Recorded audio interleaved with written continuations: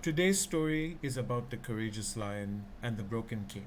Let's begin. In a dense jungle, hidden from the world by towering trees and tangled vines, lived a lion named Rudo. His golden mane shimmered like fire in the sunlight, and his deep roar could be heard from miles away, echoing through the hills.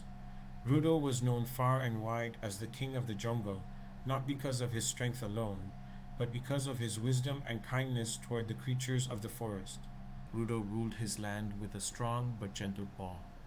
His leadership kept the peace between the various animals of the jungle, the elephants, the gazelles, even the mischievous monkeys. The jungle flourished under his reign, and the animals lived in harmony. But Rudo was not always the mighty leader everyone saw him as. There was a time when Rudo doubted himself. It all began one summer when a terrible drought hit the jungle. The rivers dried up, and the once green trees turned brittle and brown. The animals grew thirsty and weak, and soon the harmony Rudo had worked so hard to maintain began to crumble. The monkeys, known for their playful nature, turned restless and aggressive. The gazelles, usually graceful and patient, began to fight over the few remaining patches of grass. Even the elephants, the wisest of creatures, seemed to lose hope. Rudo felt the weight of their despair pressing on him. He spent sleepless nights walking through the jungle, wondering if he had failed his kingdom. He visited the dry riverbeds, his heart sinking with every crack in the earth. He watched the once proud trees droop and die under the scorching sun. One night, as Rudo lay awake, a wise old owl named Nuru landed beside him. "You carry a heavy burden, Rudo," Nuru said softly, her eyes gleaming in the moonlight. Rudo sighed. "I am their king, Nuru. It is my duty to protect them, but I feel powerless.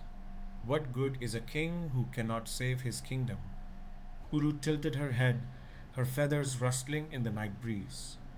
"The strength of a king is not measured by how much he can do alone, but by how well he can lead others to overcome together."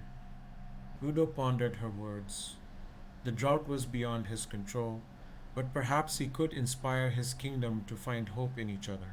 The next morning, Rudo gathered all the animals. His voice was firm, yet full of compassion.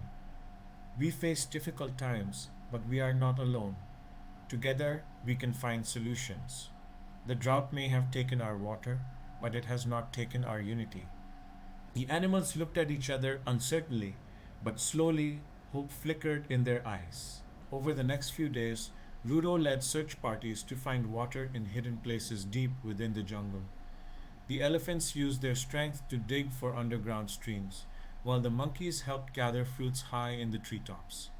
Even the smallest creatures like the ants played their part, carrying seeds and planting them near the newly found water. The jungle began to revive, little by little. The animals, once divided by fear, now worked together in harmony once more. And Rudo, though still the king, realized that his true strength lay not in his power, but in his ability to unite his kingdom in the face of adversity.